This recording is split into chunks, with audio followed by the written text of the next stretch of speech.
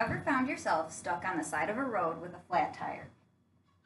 And you thought, how am I going to change this tire and make sure that I do it safely and correctly?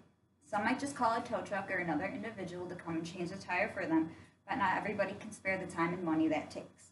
There are 4 easy steps that you can follow when it comes to changing a tire that will ensure that you do it correctly and safely.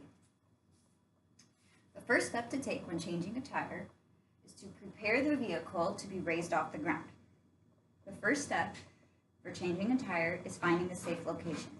If you are on the side of a busy road, pull over as far as you possibly can, or try to find an empty parking lot or a residential street where there is a low flow of traffic.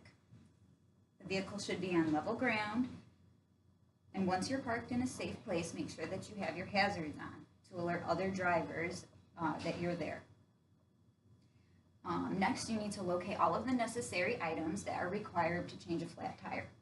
Those items are a jack, a spare wheel, a lug wrench, a safety stand, and then flashlights, gloves, road flares, wheel wedges, orange reflective triangles, or anything else that you can find near the spare tire or that's stated in the manual of the car that is imperative that you have to change the tire.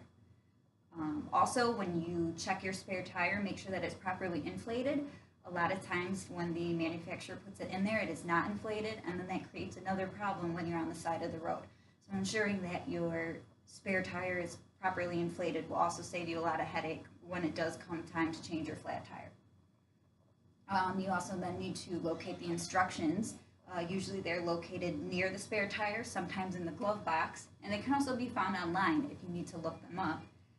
And make sure that you follow those instructions directly.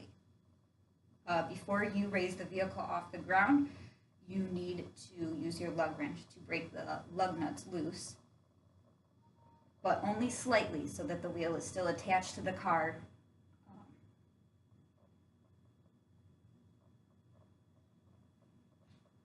All right, so now that you have the necessary items that you need to change a tire and your vehicle is in a safe location with your hazards on, we can begin the next step of the process. The next step to changing a flat tire is to raise the vehicle off the ground. The first thing that you must do is locate the vehicle's lift point.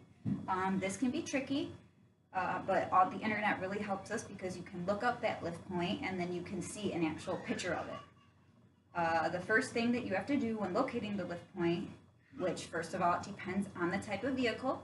For pickup trucks, it's usually on the frame rail or the differential.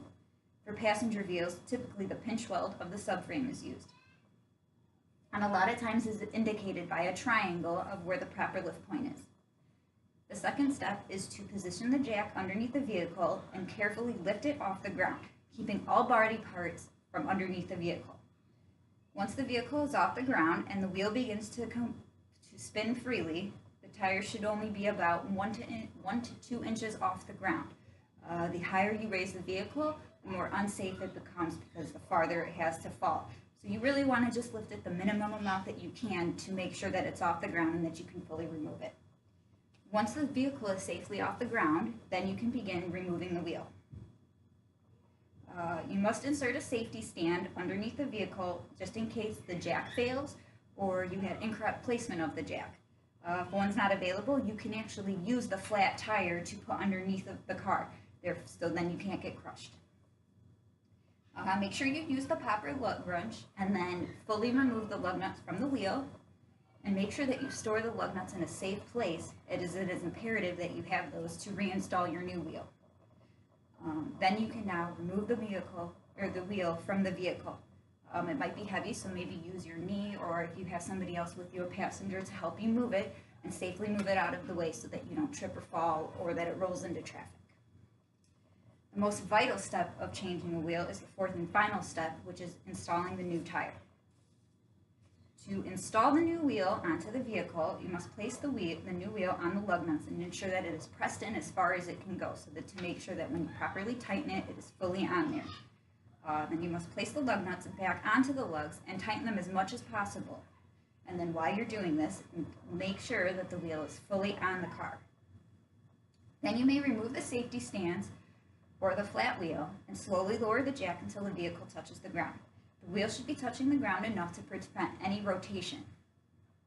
The final step in installing the new wheel onto the vehicle is to apply the proper torque to the lug nuts. This information can usually be found in the instructions located near the spare. Again, you can also look it up on your car manufacturer's website. Even just Googling it should be able to give you the proper torques. Once you have put the wheel back on properly, make sure that you put your flat tire back in your car so that you can dispose of it properly. Gather all of the tools and instructions that you had, so in the case that you have another flat tire, you're able to perform the job again. Now you found yourself stranded on the side of the road with a flat tire. You don't have the time or money to change a tire, and you don't have roadside assistance or anybody there to do it for you. If you follow the steps that I just addressed to you in this speech, you will be able to successfully and safely change your tire.